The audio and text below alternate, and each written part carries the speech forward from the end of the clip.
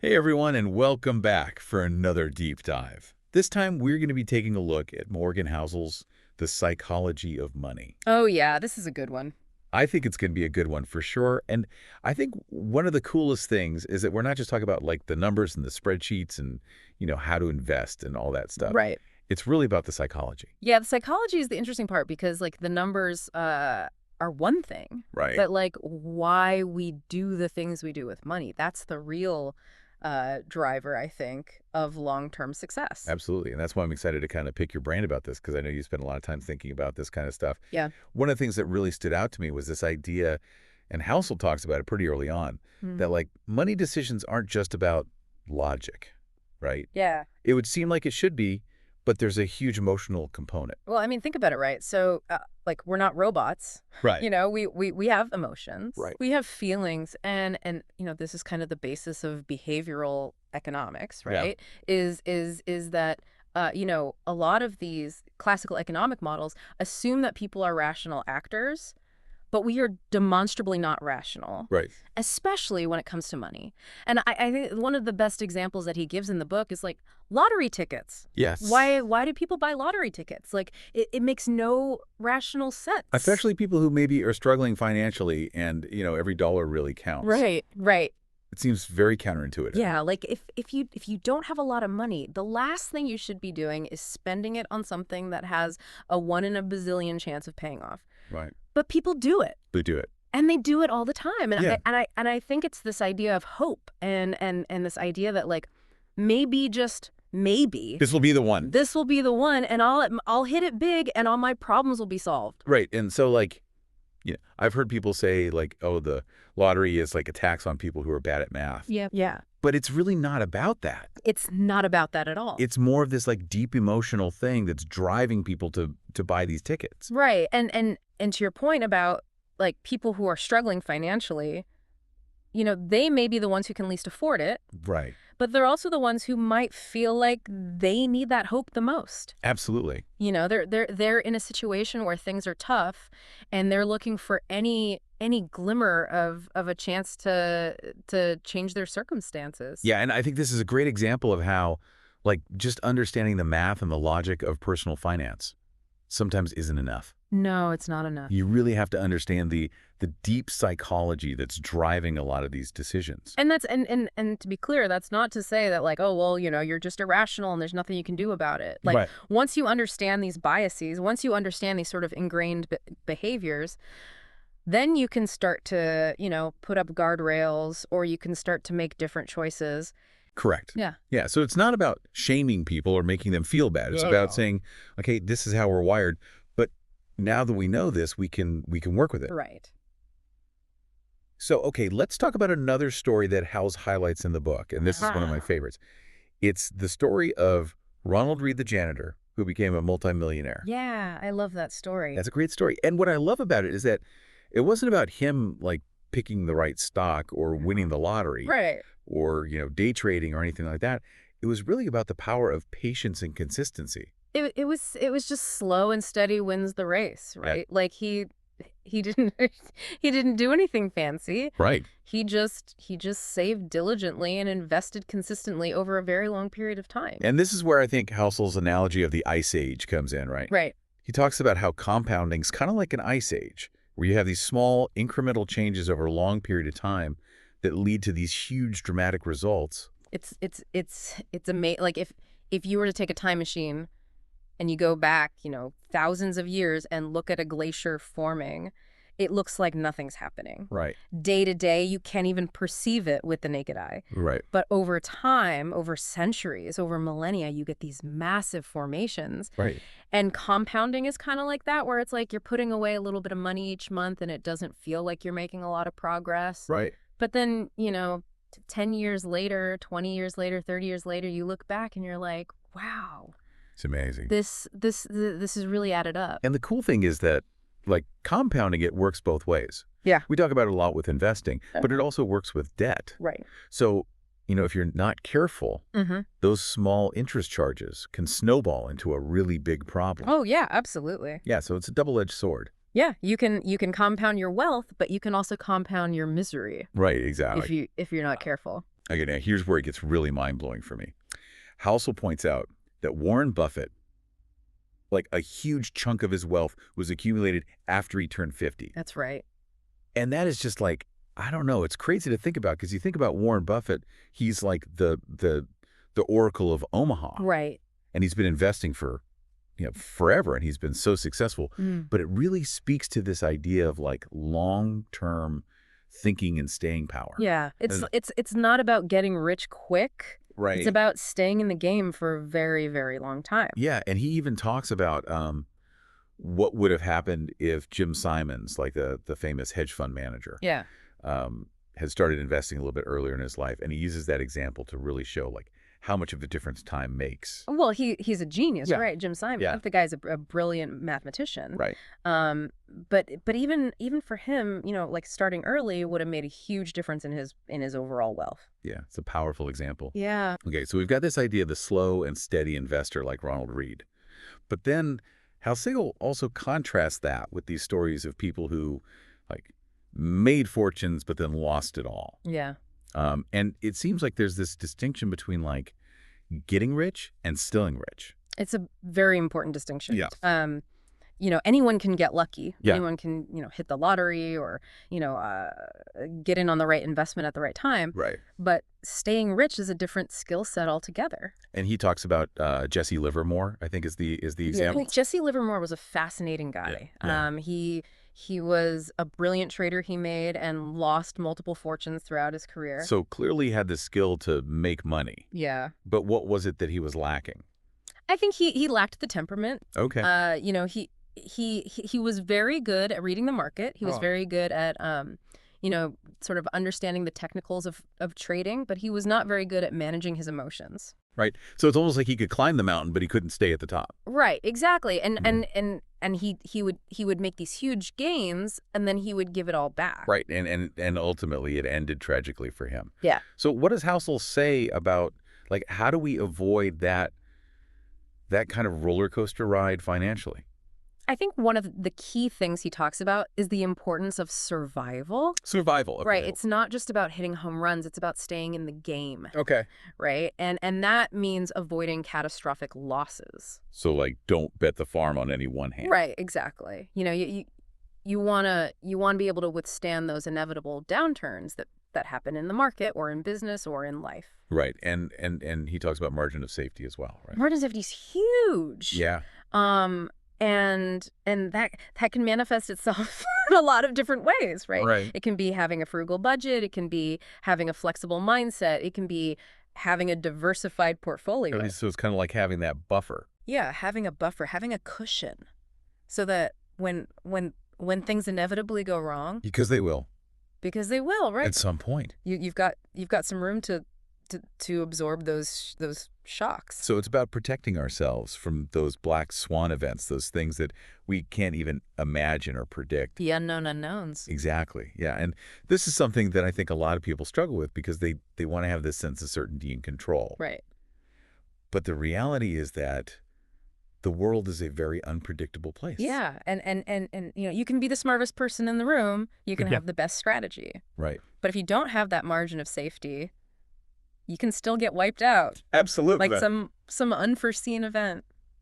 Okay, this brings us to another really fascinating idea that I think Housel explores really well. And it's this notion that true wealth isn't what we typically see. Yeah. It's not about the fancy cars and the big houses and all that kind of stuff. The bling. Yeah, the blink. It's really about what you don't spend. It's about what you don't see. Yes. It's about having options. Yeah. It's about having freedom. It's about having the ability to say no to things that you don't want to do. Right.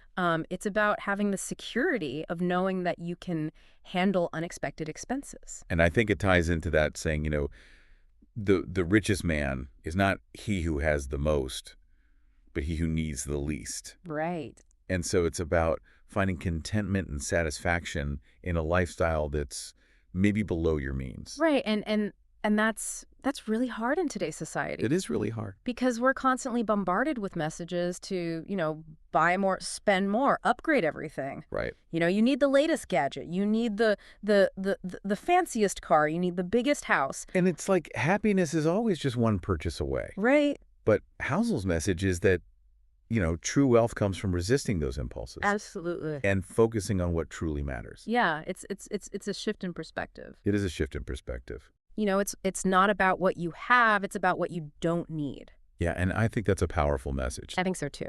Okay, so we've talked about the importance of patience discipline, avoiding catastrophic losses, but is it always about being perfectly rational with our money decisions? That's a great question. And what does Housel say about that? I think he makes the point that sometimes striving for perfect rationality can actually be counterproductive. Really? Yeah. So it's not about being like Spock from Star Trek and being completely unemotional Right. about your money. We're humans, we're not robots. Right. And he uses this analogy of treating a fever. Okay. Right. So if you have a fever, a lot of times, the doctor will say, well, fevers are actually good. Right. They fight infection. They fight infection, Right. right? But we don't like them. No, we don't. We feel miserable when we have a fever. So we take medicine to lower the fever. So we take medicine to lower the fever, even though rationally we know that the fever is helping us. Yeah. Right. And it's the same thing with money sometimes. Okay. We know that we should be saving more. Right. We know that we should be investing for the long term. But it's hard. But it's hard. It requires sacrifice. It requires delayed gratification. Right. And so we succumb to those short-term urges. So it's not about being perfectly rational. It's about being like reasonably reasonable. Reasonably reasonable. I like that. I think that's what Housel calls it. Yeah. It's about recognizing that we're human Yeah. and we're going to make mistakes. We're going to make mistakes, and that's okay. Right. We just need to learn from those mistakes and try to do better next time. And that leads us to, I think, another important point, which is this idea of embracing uncertainty Yeah. and allowing for room for error. Huge. And this is where it gets a little bit philosophical, I think. A little. But Housel argues that, the future is inherently unpredictable, especially in fields like finance, where there's so many variables at play. Right. And so, what's the takeaway for us as investors? Are we just supposed to like throw our hands up and say like whatever happens, happens? I don't think so. I think the takeaway is to acknowledge that uncertainty Okay. and to build in a margin of safety. Okay. Right. So, he uses this analogy of blackjack. Okay. Right. So, if you're a card counter, you have a system, you have an edge, Right. but you still know that you're going to lose some hands. You can't predict every outcome. You can't predict every outcome, and so you have to manage your bankroll accordingly. Okay. So it's about having a cushion, both financially and mentally, to kind of absorb those inevitable setbacks Absolutely. without getting completely derailed. Right. So this is really about kind of like a long-term mindset. Hit it. Yeah. And I think that's one of the key takeaways from the book is that, time is your friend when it comes to investing. Time is your friend. But time can also be your enemy if you're not careful, That's right. right? And so it's about using time to your advantage by early investing consistently. Yeah. And letting that compounding work its magic. Right. Right. So we've talked about a lot of like the problems, right? The psychological pitfalls, the ways that our brains can kind of sabotage our financial goals. Mm-hmm. But how do we actually use this information to make smarter decisions? Yeah, that's where the rubber meets the road, right? Right. So I think one of the things that Housel does really well is he doesn't just point out the problems. He also offers some solutions. Okay. And I think the biggest takeaway for me is that financial success is not just about the numbers. Right. It's about understanding yourself. Okay, so it's almost like having a financial therapist in your back pocket, kind of like There you go. Yeah. helping you identify those behaviors that might be self-sabotaging. Right. And once you have that awareness, then you can start to, build a financial plan that truly aligns with your values and your goals and your risk tolerance. Okay. And Housel is a big fan of saving. I know that. Oh, yeah. And I think he makes a really important point that like saving isn't about deprivation. Right. It's about creating options and flexibility for your future. Yeah. Yeah, and he has this great phrase, the gap between your ego and your income. Okay, I like that. Right. And what that means is that, there's this tendency for our spending to rise in line with our income. Oh yeah, lifestyle creep. We've talked about that. Lifestyle creep, exactly. But the people who are really good at building wealth, they they maintain that gap. Okay, so they're not increasing their spending as quickly as their income is increasing. Right. They're more focused on the long term. So they're delaying gratification. They are delaying gratification, Yeah. yes. So they can have more choices and freedom later. Exactly. Okay. And speaking of gratification, Housel also challenges, I think, this common perception of wealth as being about, like, flashy displays of material possessions. Right. He says that true wealth often lies in what you don't buy. It's funny because, we tend to think of wealth as the stuff that we can see. Right, the bling, the cars, the hair. The houses, the vacations, but real wealth is often the stuff that you don't see. Right, it's the financial assets that you haven't converted into material goods. Exactly. It's that freedom, it's that security. Yeah, it's the ability to walk away from a job you don't like. Right. It's the ability to take care of your family if something unexpected happens. And so it's about finding contentment in a lifestyle that's maybe below your means. Right, and that's a hard thing to do. It is hard, especially in a culture where we're constantly being told that we need more. More, bigger, better, faster, stronger. Right, and it's like happiness is just one purchase away. Right, if you just buy this one thing, then you'll finally be happy. But Housel is saying, no, that's not really where happiness lies. No, it's about contentment. It's about gratitude. It's about focusing on what you have, not what you don't have. I like that. Okay, so how do we actually put this into practice? Like, what are some concrete steps that we can take? So I think one of the things that Housel talks about is the importance of aligning your investments with your personal goals and your risk tolerance.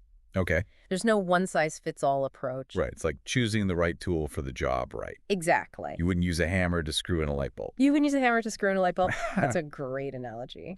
And so, if you're a young person just starting out, you have a much longer time horizon Right. than someone who's nearing retirement. Right. And so your investment strategy is going to look very different. And Housel also talks about the importance of finding financial advice that's tailored to your specific needs. Right. It's not just about following generic tips or blindly trusting so-called experts. Like, find someone who you trust, who understands your situation. Yeah, it's like finding a doctor. Oh. You want to find a doctor who listens to you, who understands your concerns. Right, who's going to give you personalized advice. Exactly. And not just push a one-size-fits-all solution. And I think one of the big takeaways from the book is to be wary of anyone who claims to have a secret formula for success. Oh, yeah, there are no shortcuts to building wealth. There are no shortcuts. No, it takes time. It takes discipline. Right. It takes a solid understanding of financial principles. So if someone's promising you unrealistic returns, or they're trying to sell you on a magic bullet solution. Red flag. Red flag. Yeah, be very careful. Be very careful. And instead focus on building that solid financial foundation based on, sound investing principles and a long-term perspective. Yeah. Slow and steady wins the race. Slow and steady wins the race. And that leads us to, I think, another important theme, which is this idea of managing your money in a way that helps you sleep at night. Yeah. Right? It's about finding a strategy that aligns with your values, your goals, your comfort level with risk. Yeah, you shouldn't be lying awake at night worrying about every market fluctuation. Right. If you are, you're probably taking on too much risk. You're probably taking on too much risk, or you don't have a plan. Or you don't have a plan. Right. You're just kind of winging it, and that's never a good idea when it comes to money. But let's be honest. A lot of people struggle with this, right? Yeah. Especially in today's world, where we're constantly bombarded with messages about, money and success. Right. It's easy to get caught up in that comparison game. Oh, yeah. The keeping up with the Joneses phenomenon is very real. Yeah. And social media doesn't help. Social media definitely doesn't help. Right. We're constantly seeing these curated versions of people's lives. Right. Everyone's on vacation. Everyone's driving a fancy car. Everyone's eating at the best restaurants. And it's easy to feel like we're falling behind. Right. And that can lead to some really unhealthy financial decisions. Right. So how do we combat that? I think it's important to remember that everyone's financial journey is different. Okay. What works for one person might not work for another. So it's about defining success on our own terms. Exactly. And not letting external pressures dictate our financial decisions. Right. It's your money. Right. You get to decide what you want to do with it. You get to choose your own adventure. You get to choose your own adventure, exactly. I like that. And I think that's a perfect segue into this next topic, which is um, you know how we view success and failure, Okay. particularly when it comes to investing. Yeah. Because I think a lot of people tend to think that, like, success is all about skill. Right. And making the right decisions in failure is just a sign of incompetence. Yeah, if you're not successful, it's because you're stupid or you're lazy or you just don't get it. Right. And Housel offers a very different perspective, I think. He does. He argues that we tend to overestimate the role of skill Okay. and underestimate the role of luck In both success and failure. in both success and failure, especially when it comes to investing. And he uses the example of venture capitalists Right. who, invest in thousands of startups, Right. knowing that only a small percentage are actually going to become massive Yep. successes. Right. It's a hits business. It is a hits business. And so, even the most brilliant investors, they make mistakes. Yeah, they strike out a lot. They strike out a lot. Yeah. And sometimes even the best ideas don't pan out. Right. And so it's about recognizing that uncertainty is just an inherent part of the process. Yeah. And success often involves a degree of luck and timing that's beyond our control. He also points out that, we often only see the finished product of success, right? We don't see all the failures and setbacks that led to that outcome. It's like the highlight reel. It's a highlight reel. Yeah, you see the athlete, scoring the winning touchdown or hitting the game-winning shot. Right. But you don't see all the hours of practice. But you don't see all the hours of practice, all the failures, all the setbacks. And he uses the example of Chris Rock, Yeah. the comedian, Yeah, I love that example. who hones his material in small clubs, Right. trying out hundreds of jokes Yeah, before finding the ones that really resonate with audiences and bombing a lot. and bombing a lot along the way. Yeah. And so it's this reminder that success is rarely linear. No. It often involves, trial and error experimentation and a willingness to fail. Yeah, you have to be willing to fail. You have to be willing to put yourself out there and risk looking stupid. And so I think the takeaway here is that instead of beating ourselves up over past financial mistakes, Right. we should view them as learning opportunities Yeah. Absolutely. and adjust our strategies accordingly. Yeah, every mistake is a lesson. Every mistake is a lesson. If you're not making mistakes, you're not learning. Okay, I like that. Now let's shift our focus to something that I think is really interesting, and that is this idea of financial narratives. Okay. Housel argues that stories have a powerful influence on how we perceive the economy Right. and how we make financial decisions. Yeah, because humans are storytelling creatures. We love stories. We love stories, and stories help us make sense of the world. Right. They provide a framework for understanding complex information. And he uses the example of the 2008 financial crisis, Right. where, the narrative of impending doom really took hold, Yeah. and it was fueled by the media, Right. and it led to this widespread panic. Yeah. And arguably a much deeper downturn than might have otherwise occurred. And it becomes a self-fulfilling prophecy, Right. right? If everyone believes that the economy is going to crash, They're going to act in ways that make it crash. they're going to act in ways that make it crash. They're going to pull their money out of the market. They're not going to spend money. Right. And it just creates this downward spiral. So the story that we tell ourselves about the economy can become more powerful than the reality on the ground. Yeah, and recognizing that, I think, is really important. It is. Because it can help us avoid being swayed by these fear-driven stories. So be critical of the information that you're consuming, Yes. especially when it comes to your finances, Absolutely. and seek out diverse perspectives. Yes, don't just get your news from one source. Right. Talk to people who have different viewpoints. Read different books. Different books, exactly. But Housel also points out the dangers of what he calls appealing fictions. Right. I love that term. Appealing fictions, yeah. And it's this idea that, we cling to these beliefs because we desperately want them to be true, Right. even if the evidence suggests otherwise. And he uses the example of Bernie Madoff. Yes. Right, like Bernie Madoff was running a Ponzi scheme Right. for years. And people were so eager to believe Right. that he had this, magic formula Right. that they ignored all the red flags. Right. They didn't want to believe that it was too good to be true Right. because they were making so much money. They were getting those consistent returns. Right. And so it's a reminder that, we can be blinded by our own desires, Absolutely. by our own wishful thinking, especially when it comes to something as emotionally charged as money. Yeah, we see what we want to see. We see what we want to see. And Housel also emphasizes, I think, this really important point that everyone has an incomplete view of the world. Right. Right? We all have our biases, our experiences, our Because limitations, they're blind spots. our blind spots that shape how we see things. And so we often fill in the gaps in our understanding with these stories and narratives that make sense to us, Right. even if they might not be entirely accurate. Right. We create our own reality. And he makes this great analogy to his young daughter, Yeah. who's, constantly trying to make sense of the world around her. Right.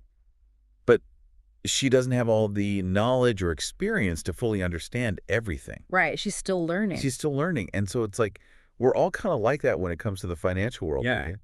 We're trying to piece together this puzzle, right. but we don't have all the pieces. We don't have all the pieces. And so we're going to make mistakes. We're going to make assumptions. We're going to fill in the gaps with our own biases. And so I think the takeaway here is to be humble Yeah. in our financial decision making. Humility is a virtue. Humility is a virtue. Yeah. Be open to new information, acknowledge our biases, Right. and be willing to adjust our course when necessary. And don't be afraid to ask for help. Yes, don't be afraid to ask for help. That's huge. You know there are people who know more than you do, Right. and they're willing to help. And that leads us to, I think, another crucial point, which is this idea that, financial advice like medicine should be personalized, Right. right? There's no one-size-fits-all approach. No two people are the same. Right. And so the advice that works for one person might not work for another. So find an advisor who understands your unique situation, Exactly. who can help you create a plan that's tailored to your specific needs and goals. Yeah. And who you trust. And who you trust. Right. Trust is paramount when it comes to financial advice. Absolutely. You're entrusting this person with your financial well-being. Right. So you got to make sure that you feel good about them. And Housel then takes us on this fascinating journey through like the economic shifts of the 20th century Yeah. and showing how those changes have really shaped our current financial landscape. Right. It's all connected. It's all connected. The decisions that were made decades ago are still affecting us today. And so understanding those historical shifts can help us make sense of, the financial challenges that many people face today. Right. And he talks about how, a combination of factors, including, the post-World War II economic boom, the rise of consumerism, widening income inequality, Right. have all contributed to the current financial climate And technology. and technology. Technology has changed everything. Yeah. And he also talks about changes in globalization and government policies. Right. So it's like this really complex tapestry It is. It's a complex system. with all these different threads that are kind of interwoven, And it's constantly evolving. and it's constantly evolving. But despite all these challenges, Yeah. Howell does express optimism, I think. Yeah. He's not a doomsayer. He's not a doomsayer. He's cautiously optimistic. Cautiously optimistic. Yeah. And he believes that we have the power to adapt, Right. to adjust, and ultimately to create a more equitable and sustainable financial future. Right. We're not just pawns in this game. Right. We have agency. We Yeah. can make choices. We have the power to change things. Yeah, we have the power to change things. Exactly. And he points to the resilience of the human spirit, Yeah. our capacity for innovation and problem solving as reasons for hope. Right. Humans are incredibly adaptable. We are. We've overcome some incredible challenges throughout history. Right. And he also reminds us that the economy is cyclical. It is. There will always be ups and downs. There will always be booms and busts. So it's about recognizing that, we can't control everything, Right. but we can control how we respond to those challenges Absolutely. and make choices that empower us financially. Yeah. Focus on the things that you can control. Okay. I like that. Now, speaking of choices, Housel also shares some of his own personal financial strategies and insights in the book. Yeah. He puts his money where his mouth is. He does. He practices what he preaches. And so what's his basic approach? So he advocates for a balanced approach, combining a frugal lifestyle with a long-term investment strategy Yeah, okay. focused on low-cost index funds. Okay, so kind of like the classic Boglehead approach. Yeah, very much in line with Jack Bogle's philosophy. Right. Keep it Wow. simple, keep it low cost. Then don't try to time the market. Don't try to time the market, just stay the course. Stay the course. Yeah. He emphasizes the importance of living below your means. Right. Saving diligently, investing for the long haul, letting compounding work its magic. Right. And so it's a reminder that, Financial success isn't about finding this magic formula or No. chasing quick riches. It's about making those consistent, disciplined choices Yeah. that align with your values and goals. Yeah. And with that, I think we're ready to move into the final chapter of our deep dive. Okay. We'll be back in a moment to distill all this wisdom into some key takeaways and some actionable advice that you can use in your own financial life. Sounds good. Okay, so we spent a lot of time talking about, the psychology of money, all the ways that our brains can kind of trip us up. Yeah, all those little mental gremlins. Exactly. So those mental gremlins. But now let's talk about, what can we actually do about it, Yeah, let's get practical. right? What are the takeaways from the psychology of money that we can apply to our own lives? So one of the things that Housel emphasizes over and over again is this idea of long-term thinking, Okay. right? And Yeah. and this is especially true when it comes to investing. Right. He reminds us that time is our greatest ally when it comes to building wealth. It's like planting a tree, right? The Exactly. best time to plant a tree was 20 years ago, but the second best time is today. Yeah, and even if you can only invest a small amount right now, just starting is a huge step in the right direction. Just get started. Get started. Don't wait for the perfect moment. Yeah, perfection is the enemy of good. Okay. I like that. And it's not just about starting early. It's about staying consistent, Yeah. right? Oh, yeah. Consistency is key. It's about developing that discipline.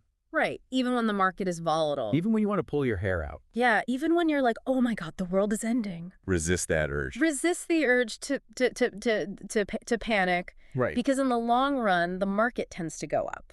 Okay, so don't try to time the market. Don't try to time the market.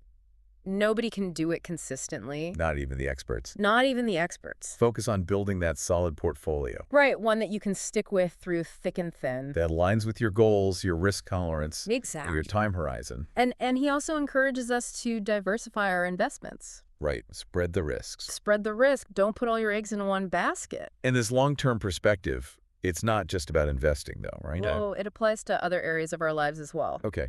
Like what? Like planning for our future selves. Okay. Thinking about what we might need or want down the road. Right. We're not always going to be as young and healthy and energetic as we are today. Exactly. And it's easy to get caught up in the moment and just focus on what we want right now. Right. But we need to think about, what might our future selves thank us for? So thinking about retirement, Retirement saving for a down payment on a house. maybe starting a family. Yeah. Or even just making sure that we're taking care of our health. Right. So we can enjoy those later years. Exactly. And this brings us back to, I think, one of the core themes of the book, which is aligning our financial decisions with our values. Yeah. Values-based investing. What does that mean? It means, figuring out what truly matters to you Okay. and then using your money as a tool to support those values. So it's not just about accumulating wealth for the sake of wealth. Right. It's about creating a life that's meaningful and fulfilling. Okay, so it might mean prioritizing experiences over material possessions, Yeah. investing in your education, Investing in your health, investing in your relationships. supporting causes that you believe in. Right. It's about using your money to make a positive impact on the world. Okay, I love that. And as we wrap up this deep dive, I think it's important to remember that financial success is a journey. It's not a destination. It's not about reaching a certain net worth. No, it's not about hitting some arbitrary number. It's about making choices that bring you joy and security and a sense of purpose, And celebrating those small victories along the way. right? Because it's not going to happen overnight. No, it's a marathon, not a sprint. So be patient, be disciplined. And be true to yourself. I love that. And on that note, I think it's time for us to sign off. All right. Thank you so much for joining us for this deep dive into the psychology of money. I hope you learned something. I know I did. I know I did too. And we'll see you next time for another fascinating exploration of the world of personal finance and investing.